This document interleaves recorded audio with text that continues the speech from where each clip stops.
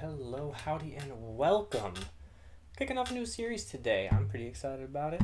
This is going to be breaking down the blues, and we're kicking it off with what I think is probably the most iconic Delta blues riff out there, the Robert Johnson turnaround. What's fun about that one is it's really two turnarounds. He starts with just kind of this motion down, but then he goes into this whole other thing. But then throughout the rest of the song, start songs off, he always uses this two turnarounds. But then just to go between verses back to the top, he just uses the one.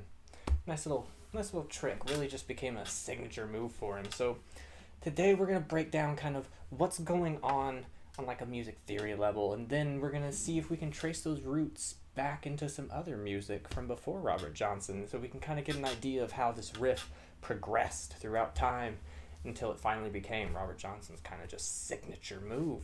So let's jump into this thing without much further ado. So we're going to start by looking at this in the key of A, standard tuning, but then we're also going to take a look at this in Spanish and Vestipol, or open G and open D tuning as well. He did it in all of them. I think the only song he didn't do this in is The Red Hot. I'm going to have to double check that, but fairly certain. Anyway, so he starts off with just classic D7 shape. He's taking that up the neck, 9th fret to our A7. And he's just walking that down. Over to G7, that's going to be our 7th, our flat 7th, so blues note in the scale.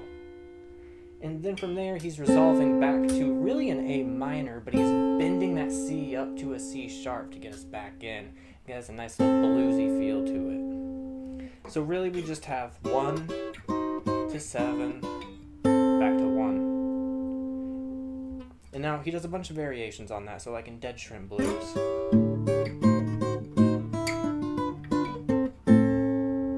But then in something like Steady Rollin' Man,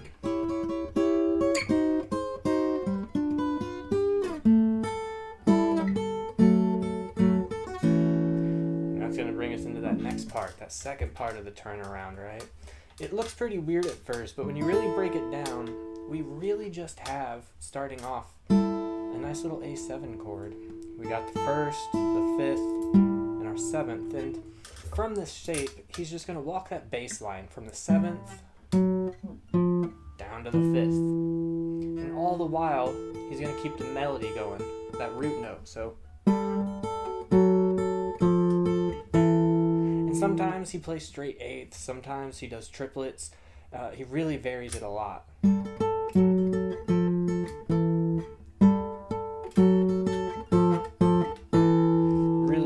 Really does a lot of different things depending on what song he's in.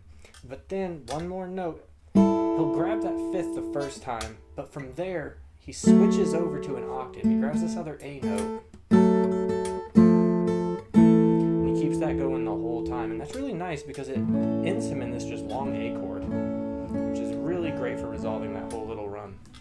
And the reason this run works so well, this 7th note here, it's slightly out of our scale since it's the blues note, right? Like if we look at the A major scale, it's not in there. It's our flat 7th. And so when we walk that down to the 5th, it just resolves beautifully since that's part of our A major chord. So putting it all together,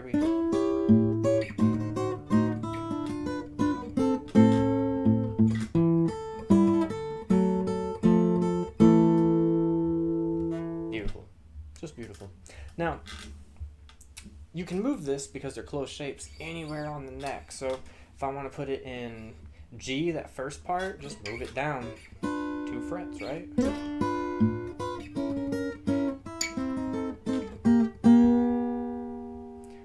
That other part in C, right? And then if you know the triads, you can really move that first part anywhere on the neck as well. I can do that same thing in G up here.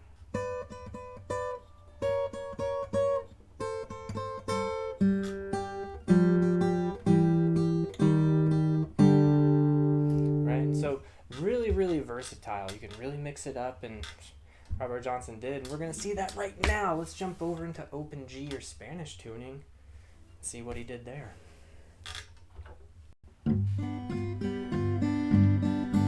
Alright, so open G tuning, Spanish style. So, Robert Johnson does that same turnaround. Well, not the same, I guess. It's fairly different shapes, but that same idea, right? Two different ways. First, we're going to take a look at Love in Vain, okay? That's the most similar one. So, he starts off with just G. Walks that down to F. That's the first to the seventh again. And then you just resolve it on the 1. Just a plain G note.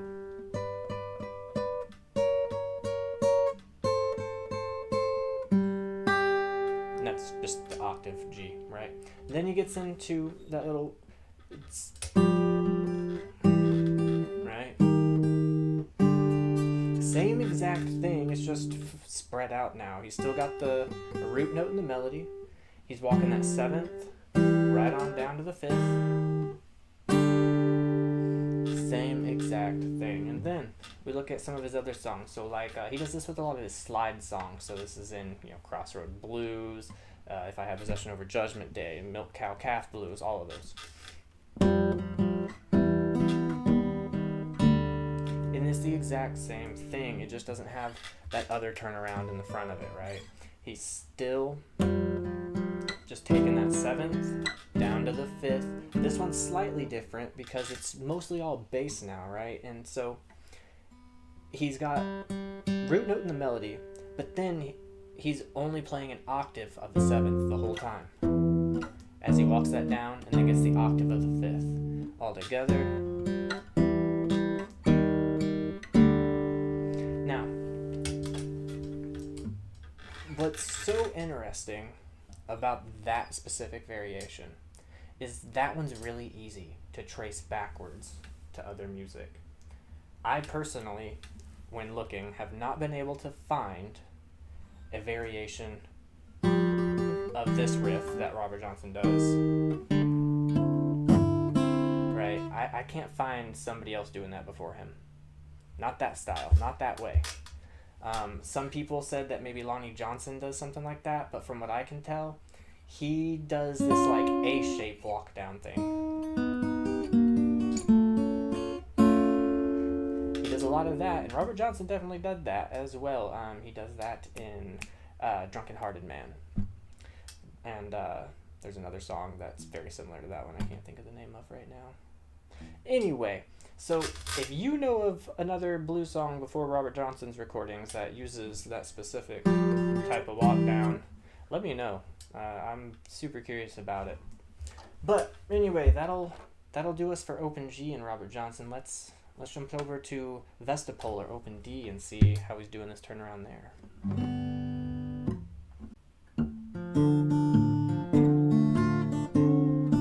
Alright, so I kind of lied earlier. We're not technically in Vestipole. This is D minor. Open D minor. Only difference, we've got an F instead of an F sharp. But Hellhound Blues, I think technically Robert Johnson is in E minor, but my strings are kind of old and I don't think they'd like that tension, so we went with D. Anyway, D minor. So Robert Johnson still got the same exact idea going on.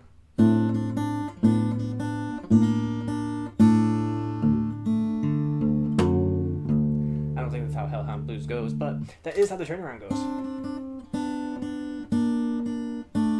Right? He's just got the 7th walking on down to that 5th. And he's got that melody, the D ringing out the whole time. He throws in a little bit of bass action.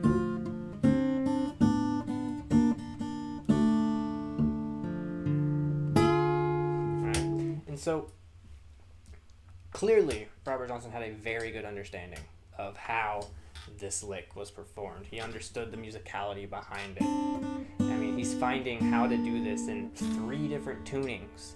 And sure, maybe he was shown by somebody, that's very possible, but the fact remains, once he was shown or learned this, figured it out, whatever, he took it and made it his own, clearly. And I mean, it's in every song.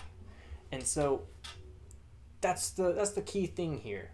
He made it his own. He took something that had already been around for a while and just breathed new life into it. Did something new with it all the time. And so now let's go see what he was looking at. Let's go take a look at some of those older riffs and see how he breathed that new life into it.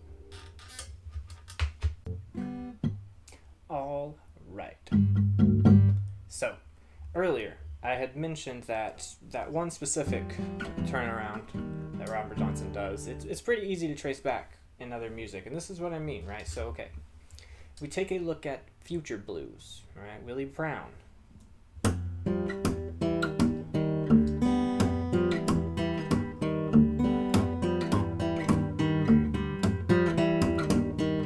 Right?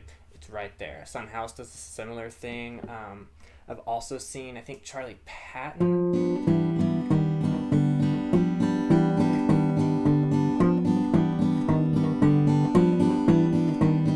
Right? And so it's all just still walking the sevenths down to the fifth. This is a old lick. It's been around long before Robert Johnson, Son House, Willie Brown. These guys were playing well before he got started. There are stories of that Son House himself has told of him seeing a young Robert Johnson starting to learn guitar, disappearing for a few months, coming back and being able to play. That's where all the stories about him selling his soul come from, and we're probably going to dive into that in the Blues History series at some point, but that'll be for later. So the point is, this lick goes back a long time, and it seems like Robert Johnson picked that up learning and watching these guys playing around him, and he just transformed it and made it his own. And that's what's really great. We're also going to take a look at a couple other songs. So Blind Blake, Skip James, they also were doing recordings before Robert Johnson, and in open D. Blind Blake's open D, Vestipole, but Skip James is D minor, which Robert Johnson uses that quite a bit, especially like Hellhound Blues. We're going to go take a look at those two songs and see what they were doing before him and see how he incorporated that into his music as well. Okay, so first take a look at Skip James, because that's still D minor. Devil Got My Woman. He starts the song off with this little...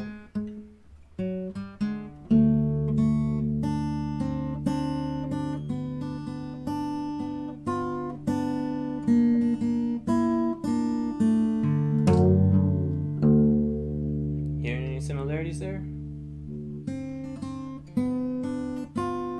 Yeah, there's some different things going on.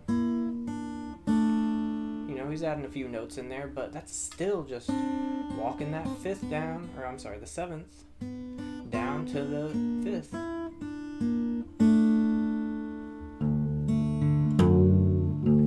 Same exact thing. So now let's switch over to Vestipole, throw an F sharp in this guy, and we'll look at what Blind Blake's doing. Same thing though. Alright, so got that F changed over to an F sharp. We're just open D, nice and happy. Don't have to feel depressed anymore. Alright, so Blind Blake. In Police Dog Blues, it's the end of the first fill. He ends that fill with this little... I'm sorry. Right there, right? Sound familiar? Yeah, he's still just got that same exact motion going. Now, this is definitely a little bit more different than what Robert Johnson does, but what it really shows is this descending motion from this slightly out of tune note to a fully in tune to your major chord. It's part of the blues language, right? And Robert Johnson, he picked that up and ran with it. He made it his own. So if there's anything you take away from this video, I really think it should be, you should find that lick that you love and just make it your own. Figure out how to do it everywhere on the guitar. Put it into every song. Make it yours, because, it's just timeless now. And I have to think, pure speculation, but I have to think that happened because he loved it. He thought it sounded cool. He was impressed by it. He was like, this is just the most amazing thing you can do on a guitar. And when you find that thing, you just gotta spread that to other people. That's what's so great about it, So hopefully this video broke down the Robert Johnson turnaround for you a bit, and if nothing else, you understand what's going on whenever you hear it.